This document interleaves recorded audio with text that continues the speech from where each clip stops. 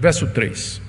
Então o Senhor Deus disse: o meu espírito não agirá para sempre no ser humano, pois este é carnal, e os seus dias serão 120 anos.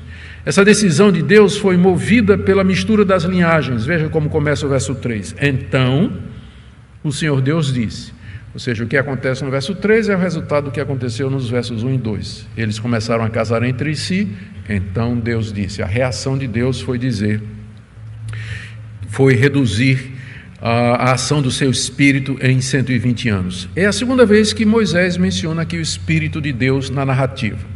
A primeira vez que o Espírito de Deus é citado é no verso 2, quando é dito que ele pairava sobre a face das águas, sobre o abismo, sobre a escuridão. E agora ele é citado como aquele que age no coração dos homens, no caos do coração corrupto da humanidade. E como era essa ação do Espírito Santo? Meu Espírito não agirá no homem. Essa ação do Espírito Santo era através da pregação dos setitas. Por exemplo, Enos organizou o culto a Deus. Enos era um pregador. Enoque era profeta. Nós vimos isso na última mensagem. Ele é citado no livro de Judas, que ele profetizou inclusive a respeito da vinda de Cristo. Provavelmente todos aqueles mencionados na genealogia do capítulo 5, de 6 a 32, a linhagem de Sete, eles eram pregadores, porque eles tinham conhecimento de Deus. Era por aquela linha que o conhecimento de Deus estava sendo preservado. A tradição oral era mantida, o verdadeiro culto a Deus. Através deles, Deus vinha agindo na humanidade antediluviana. Tanto é que esse verbo, quando ele diz aqui, o meu espírito não agirá, esse verbo pode ser traduzido também contender. E algumas versões mais antigas trazem exatamente isso, o meu espírito não contenderá mais. De que maneira ele contendia? Através da pregação. Os pregadores chamando a humanidade ao arrependimento, chamando não só a linhagem de Caim, mas talvez até aos apóstatas da linhagem de Sete, para que voltassem ao verdadeiro conhecimento de Deus. Mas agora isso haveria de terminar em 120 anos. Deus disse, o meu espírito não vai mais contender, não vai mais agir no homem, mas os seus dias serão 120 anos. Porque apesar de toda essa contenda do Espírito Santo com o coração corrompido da humanidade, o resultado era que a iniquidade aumentava cada vez mais. Estava aumentando cada vez mais. E agora isso, não é? Para piorar tudo, essa mistura que veio enfraquecendo a família, a fé e a linha da esperança. A razão que Moisés apresenta aqui para Deus tomar essa decisão de retirar a ação do seu Espírito Santo da humanidade antediluviana está aí no verso 3, quando ele diz assim, meu espírito não agirá para sempre no ser humano, pois ele é carnal. Ele é carnal. Isso é, ele se preocupa, ele é como um animal, ele é como os animais que eu criei, ele só se preocupa, ele é voltado para a satisfação dos seus desejos, como casar com aquelas mulheres bonitas, mesmo colocando em risco a linha da esperança.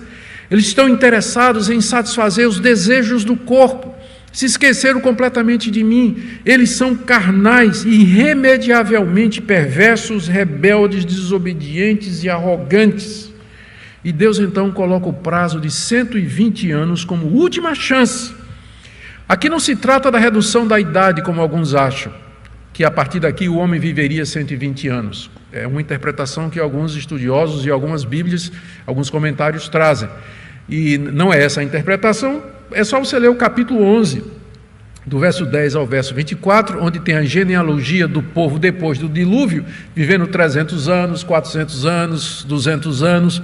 Então não é dizendo que a partir de agora o homem só vai viver 120 anos. 120 anos é o tempo entre a constatação que Deus fez, entre aquela mistura e o prazo que Deus deu para a humanidade, como se fosse um ultimato, mas 120 anos. A gente pode pensar que é um tempo longo, mas lembre que naquela época o pessoal vivia 900 anos. Vivia 900 anos. Então Deus diz, olha, em 120 anos o juízo haverá de vir, é o tempo que vocês terão. E o principal pregador durante esses 120 anos foi alguém mencionado acima no capítulo 5, verso 32. Noé tinha 500 anos de idade e gerou Sem, Cão e Jafé. Ezequiel, o profeta Ezequiel, escrevendo séculos depois, ele diz no seu livro, capítulo 14, verso 20, que Noé era tão justo como Daniel e Jó.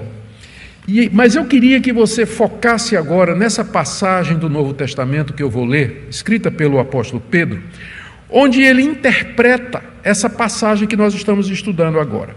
Então, primeiro, eu queria que você abrisse sua Bíblia na 2 de Pedro. Vamos começar na 2 de Pedro, no capítulo 2 e no verso 5.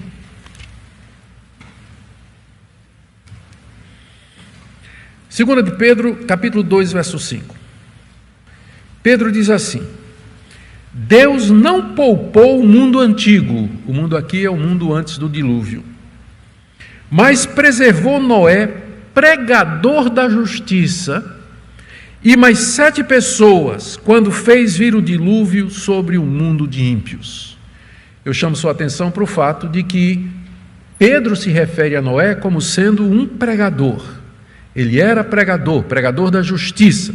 Agora, um pouquinho antes, vamos para 1 de Pedro, capítulo 3, a partir do verso 18, uma passagem difícil, mas que talvez ganhe mais luz se nós a estudarmos a partir de Gênesis 6.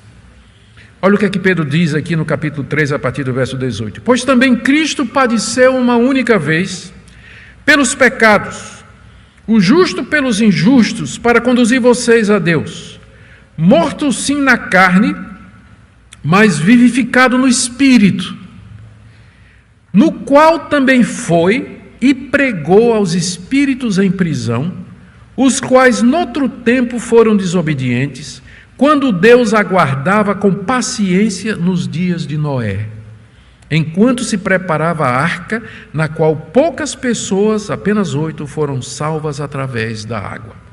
Essa passagem é complicada, tem muitas interpretações. A interpretação mais aceita, menos complicada, é essa daqui: que Cristo, pelo Espírito Santo, ele ministrou à geração dos antediluvianos, que eram espíritos em prisão, eram desobedientes, através de Noé, que era o pregador da justiça.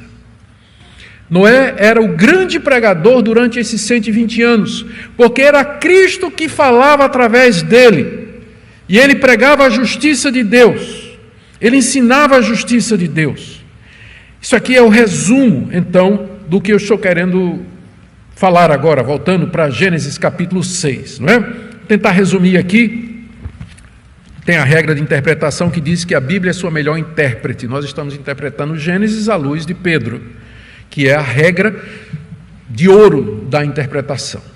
E essa regra, então, nos diz o seguinte: que esses antediluvianos, eles eram espíritos em prisão, ou seja, eram almas presas no pecado, em suas paixões carnais, aprisionados, escravos dos seus desejos. Segundo, que eles eram desobedientes, eles preferiam agradar a carne do que agradar a Deus. Terceiro, que durante 120 anos Noé pregou para eles a respeito da justiça, que Deus era justo, como ficou claro no episódio do Éden, quando ele expulsou Adão e Eva de lá, quando pecaram, que Deus chamava todos ao arrependimento e retorno à fé na promessa, e que ele justificava e perdoava pecadores que se arrependessem mediante a fé na semente que haveria de vir, e que Cristo estava em Noé, falando através de Noé pelo Espírito Santo e chamando aquela geração toda ao arrependimento. Agora o texto continua: apesar da pregação de Noé, apesar daqueles 120 anos de leniência que Deus deu, apesar de estar dito que Noé era cheio do Espírito de Cristo, pregando a verdade de Deus, a situação, na verdade, havia piorado consideravelmente. Olha o que é que Moisés diz aí do verso 4 a 6, descrevendo a condição espiritual da humanidade.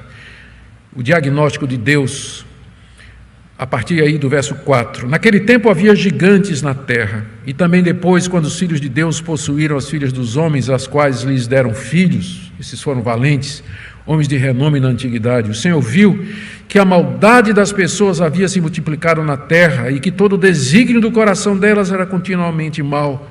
Então o Senhor ficou triste por haver feito o ser humano na terra, e isso lhe pesou no coração. Moisés aqui registra no verso 4 o surgimento de gigantes nesse período. Está aí no verso 4. Surgimento de gigantes. E ele faz isso para ilustrar como a maldade havia aumentado na terra. Esses gigantes, que ele chama de gigantes aqui, já existiam antes da mistura das linhagens. Ele diz aqui, naquele tempo, ou seja, antes da mistura, já tinha esses gigantes. E, portanto, eles não podem ser um cruzamento dos homens com anjos, né, uma vez que já existiam antes.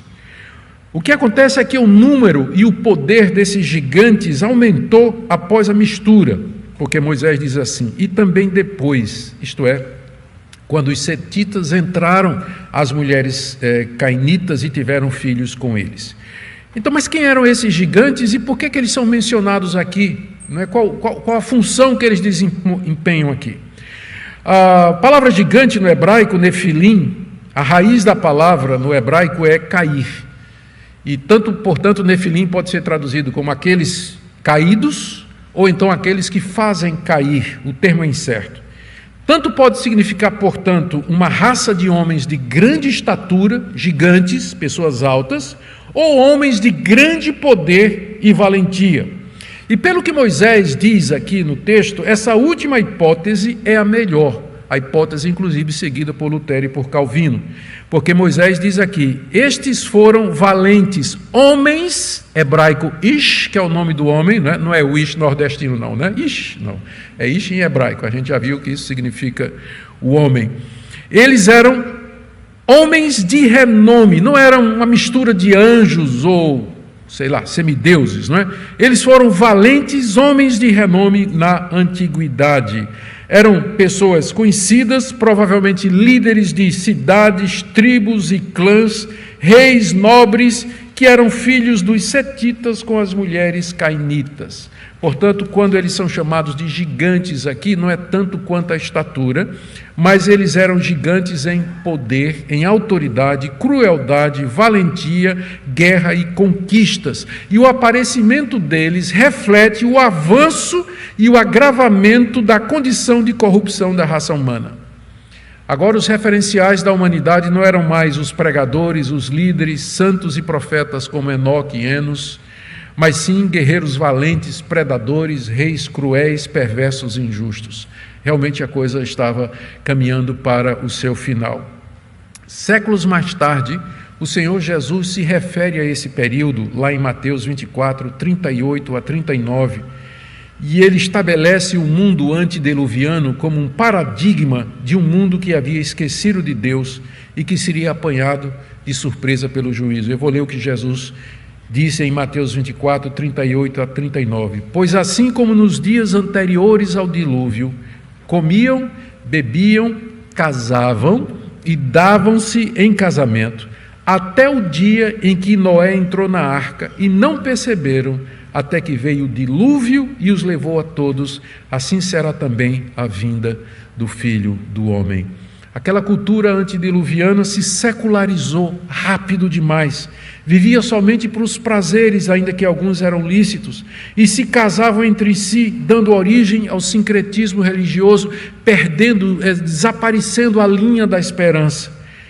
Completamente despercebido, indiferente para com as coisas de Deus e para com a pregação de Noé, uma figura de como vai ser o mundo quando Jesus Cristo voltar.